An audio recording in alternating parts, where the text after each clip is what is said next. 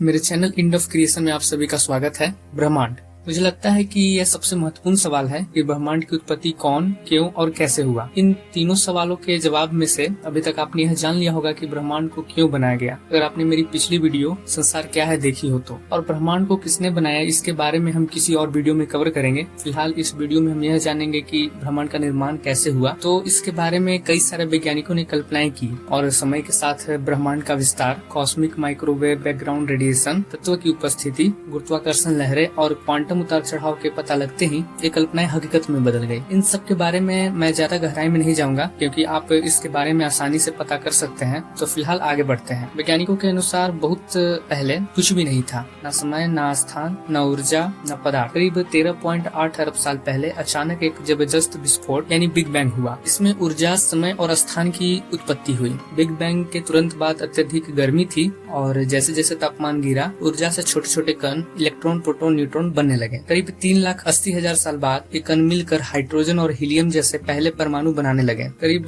10 से 50 करोड़ साल बाद हाइड्रोजन गैस के बादल गुरुत्वाकर्षण के कारण जुड़ने लगे और पहले तारे और आकाशगंगाएं बनी। फिर धीरे धीरे कुछ बड़े तारे फट गए, मतलब सुपरनोवा, और इनमें से भारी तत्व जैसे कार्बन, ऑक्सीजन, लोहे आदि निकले जो नए ग्रहों और जीवन के लिए जरूरी थे। आज से करीब 4.6 अरब साल पहले हमारे सूर्य और उसके चारों ओर ग्रह बने, जिसमें पृथ्वी भी थी। करीब 3.8 अरब साल पहले पृथ्वी पर पहले सूक्ष्म जीव बैक्टीरिया विकसित हुए। फिर धीरे धीरे जीवन जटिल होता गया और करीब 20 लाख साल पहले पहले मानव जैसे जीव होमो इरेक्टस आए और 3 लाख साल पहले आधुनिक इंसान होमो सेपियंस का विकास हुआ। इन सभी के बारे में आप कितने भी योग्य वैज्ञानिक से पूछते हैं तो उनकी राय यही होगी, जो सही भी है और मैं भी यही मानता हूँ। लेकिन इस नियम को अगर ध्यान से समझा जाए तो आपको पता चलेगा कि बिग बैंग हुई है और इस सभी प्रक्रियाएं भी हुई है। लेकिन बिग बैंग ब्रह्मांड का निर्माण नहीं बल्कि ब्रह्मांड की संरचना के लिए जिम्मेदार है। संरचना मतलब कोई भी चीज जो परमाणु से बना हो उसे संरचना कहते हैं, क्योंकि परमाणु ही किसी पदार्थ को एक निश्चित संरचना दे सकती है। ऐसा कभी नहीं हो सकता है कि कोई चीज परमाणु से बना हो और वह कोई प्रकार का संरचना न दे, चाहे वो नियमित संरचना हो चाहे अनियमित, वह संरचना देगी। अगर आप फिर भी मानते हैं कि ब्रह्मांड का निर्माण बिग बैंग से ही हुआ है तो आइए बिग बैंग थ्योरी की छिपी हुई कमियों को देखते हैं। पहला, अगर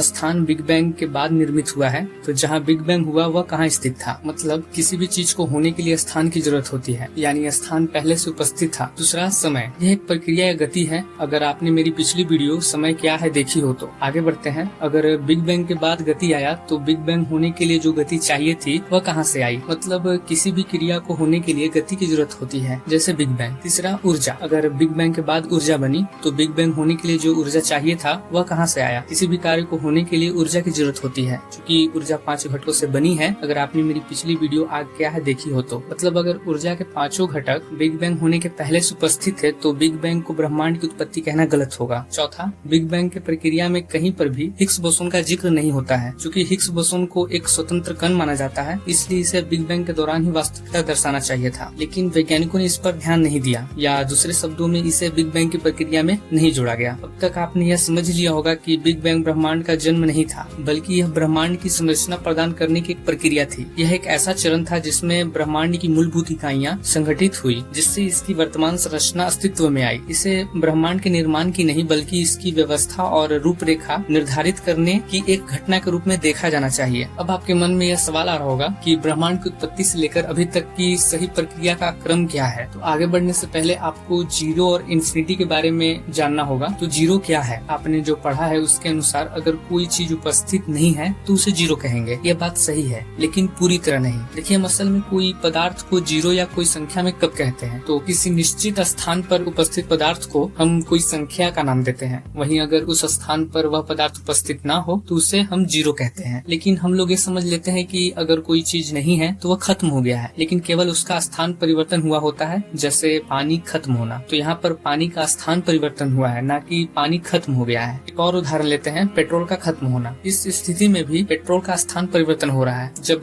पेट्रोल जलता है तो उसकी संरचना टूटती बढ़ती है, न कि उसके मूल कण नष्ट होते हैं, जिस वजह से पेट्रोल अपना स्थान परिवर्तन कर पाते हैं और हमें लगता है कि वह खत्म हो गया है। अब बात करते हैं इन्फिनिटी का, तो वैसी स्थिति जिसे गिना ना जा सके। यहाँ पर भी हमें यह महसूस होता है कि ऐसा पदार्थ या ऐसी स्थिति जिसकी संख्याओं की कोई सीमा ना हो, लेकिन असल में इन्फिनिटी मतलब जो इंसान की क्षमता से परे हो, जिसे इंसानी दिमाग गिन ना सके, उसे इन्फिनिटी कहते हैं। मतलब इस पूरे ब्रह्मांड में ना ही कुछ जीरो हो सकता है और ना ही कुछ इन्फानाइट, क्योंकि कुछ बनने के लिए पहले से कुछ होना जरूरी है और जो भी चीज मौजूद है उसकी कोई ना कोई गिनती या मात्रा जरूर होगी। अब चलते हैं ब्रह्मांड की उत्पत्ति की तरफ। तो सबसे पहले इस ब्रह्मांड का विस्तार जितना आज है उतना ही बिग बैंग के पहले भी था, लेकिन संरचनाएं नहीं थी। संरचना के बदले सभी जगह स्ट्रिंग उपस्थित थी। आपने स्ट्रिंग थ्योरी पढ़ी ही होगी। इस स्थिति में ब्रह्मांड में कहीं भी खाली स्थान नहीं था, क्योंकि कण को गति करने के लिए खाली स्थान की जरूरत होती है, स्ट्रिंग को नहीं। समय बीतने के दौरान एक निश्चित स्थान पर स्ट्रिंग की घनत्व बढ़ने लगी, जिससे उस स्थान पर दबाव अधिक बढ़ गया। इसी स्थान पर हिग्स बोसोन क्रिया कर संरचना यानी परमाणु का निर्माण किया और यही वो क्षण था जब